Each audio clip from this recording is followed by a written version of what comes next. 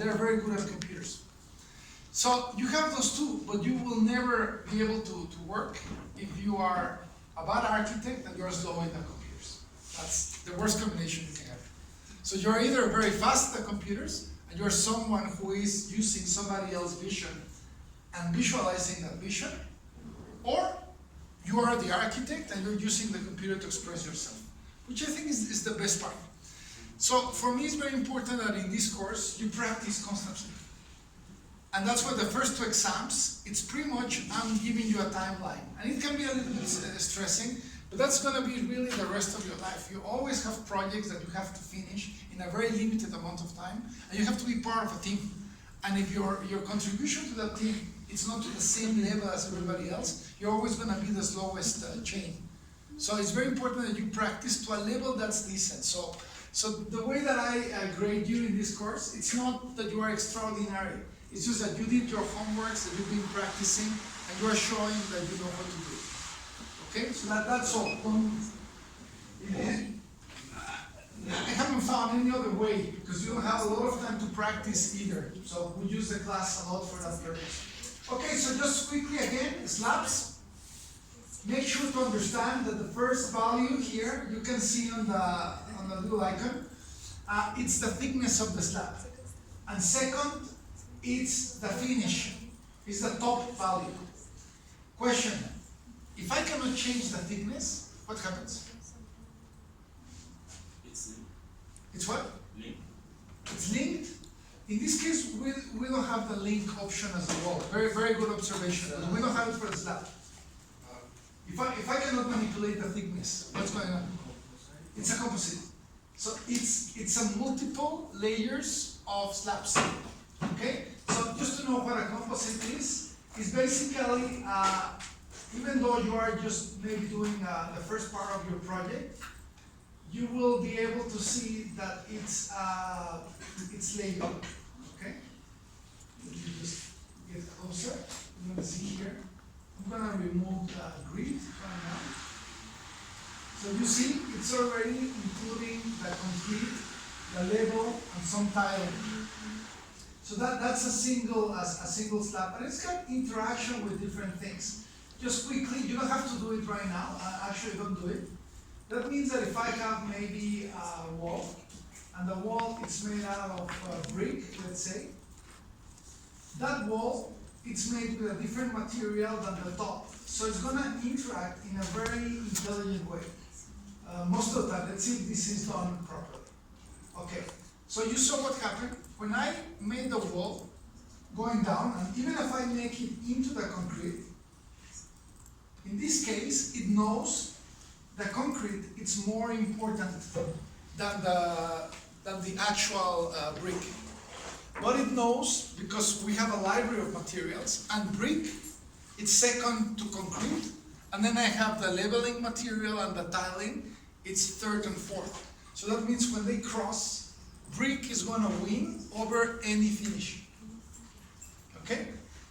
So this by default, this affects the quantification of your projects. If I want to know how much tiling I need to buy, it's going to reduce the amount by the amount the walls are actually on top of the slab. Okay? But it's not going to affect, obviously, the concrete, the reinforced concrete, because it thinks it's more important. Okay? So, obviously, when you're doing construction models and you're doing more detailed drawings, this is the way that you have to be modeling all the time, basically. Because most of the things that we do have a finish. Most of them, not all of them. Okay? But because we're at the process right now, you need to understand how to manipulate things. We do everything with solids. So it's a little bit less difficult for you at the moment. But have this in mind. Composites are very, very important, and in the future, they should be the basis of your modeling. So instead of modeling with a single material, you should be doing composites. Okay? If we keep giving the BIM course in this school later on, you may take it. Where I already mentioned that we see this in a little bit more detail. Okay? So going back, yes, if I cannot manipulate the thickness, it's because it's a composite. Don't panic. Just go to single material, and then you can input your own values. Okay? So again, any questions concerning concerning addition of slabs? No, so you know that you can use the plus to add up any shape, and you can use the minus to create a negative, or a minus to create a hole. If I do minus, it's using whatever geometry you have here at the top.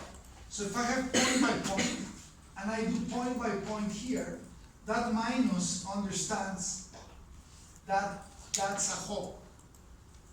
But there's a better thing. If the slab is selected in its own tool, anytime I draw anything inside of a selected slab, it's gonna become a hole. Okay, so please do it.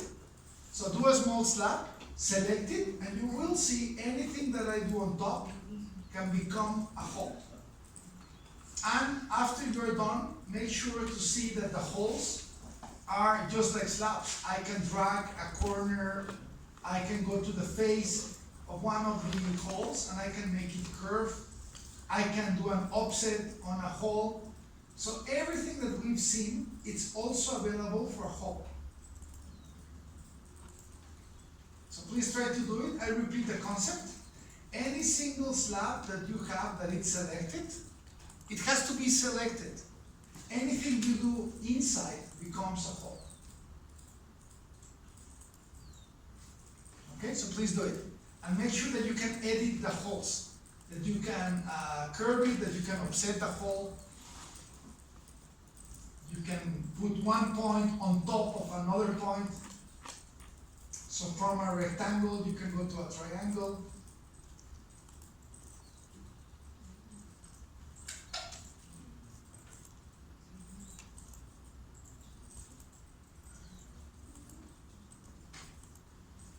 So again, the condition, a lot of people forget that.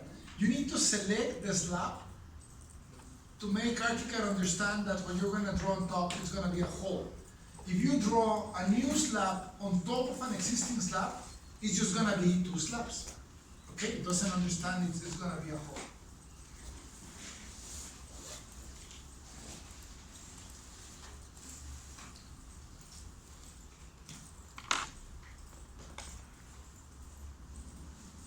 Everybody can do it? Everybody needs help? Yes?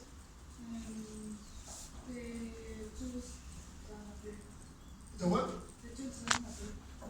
The tool? Which one? Okay. So first, did you select the slab with shift? Okay. So if you click in any of the blue or any corner, just leave your mouse click for a second. And this menu has to be somewhere in your screen. Look for it. It may be somewhere here. No?